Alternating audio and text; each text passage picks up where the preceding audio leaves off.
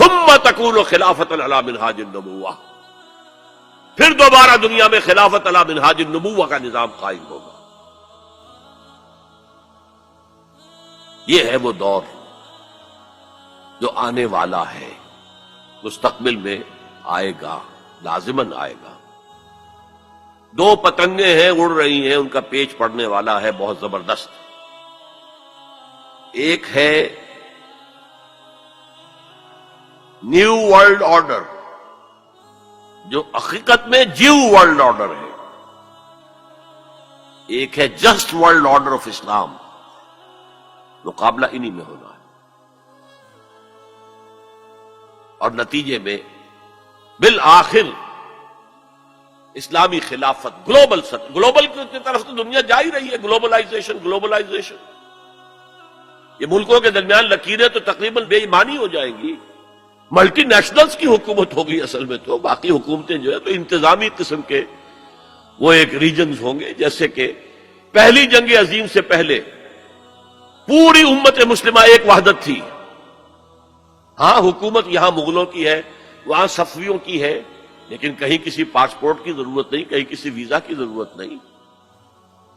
کوئی مغرب سے چل کر آتا ہے ابن بطوطہ اور پہنچ جاتا ہے ہندوستان تک، اور یہاں آ کر وزیر بن جاتا ہے۔ وہ is not the son of the soil. امت کی وحدت برقرار تھی، یہ امت کی وحدت ختم ہوئی ہے فرسٹ ورلڈ وار کے بعد۔ المصر للمصریین، الشام للشامیین، العراق للعراقیین، یہ نعرے لگے ہیں امت کی وحدت کو پارا پارا کرنے کے لیے مغرب کے زیر اثر۔ یہ سب سے بڑی سازش تھی امت کی وحدت کو ختم کرنے کے لیے۔ بہرحال ایک تو یہ جس کی کے بارے میں حضور نے خبر دی کہ دوبارہ آئے گا خلافت علی منہاج النبوہ کا نظام، اور دو حدیثیں آپ کو سنا دینا چاہتا ہوں جس میں حضور نے خبر دی ہے کہ اب جب یہ آئے گا تو گلوبل ہوگا۔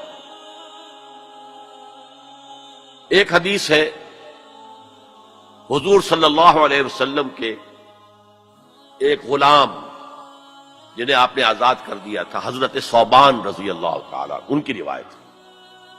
عن ثوبان رضی اللہ تعالی عنہ قال قال رسول اللہ صلی اللہ علیہ وسلم ان اللہ زوى لي الارض، اللہ نے میرے لیے پوری زمین کو لپیٹ دیا یا سکیڑ دیا، پوری زمین۔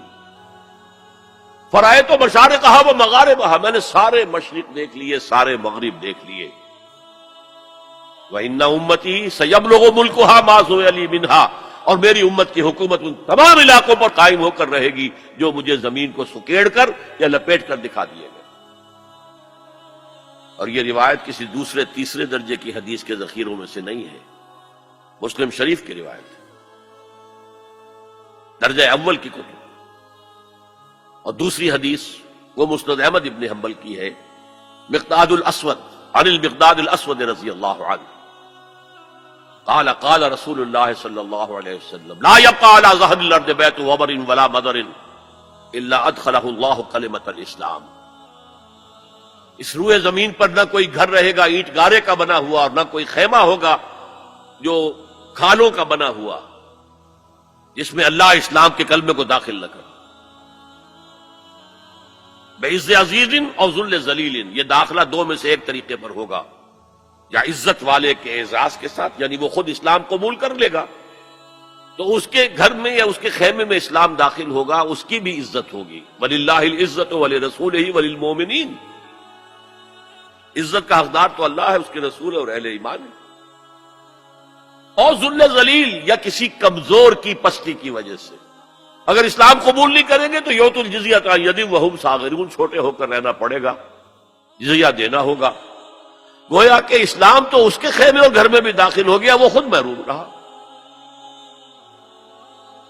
جب حضور نے یہ فرمایا تو حضرت مقداد پھر کہتے ہیں کہ میں نے کہا وَيَكُونَ الدِّينُ كُلُّهُ لِلَّهِ، تب ہوگی وہ بات جو سورہ انفال میں آئی ہے کہ دین کل کا کل اللہ کے لیے ہو جائے گا۔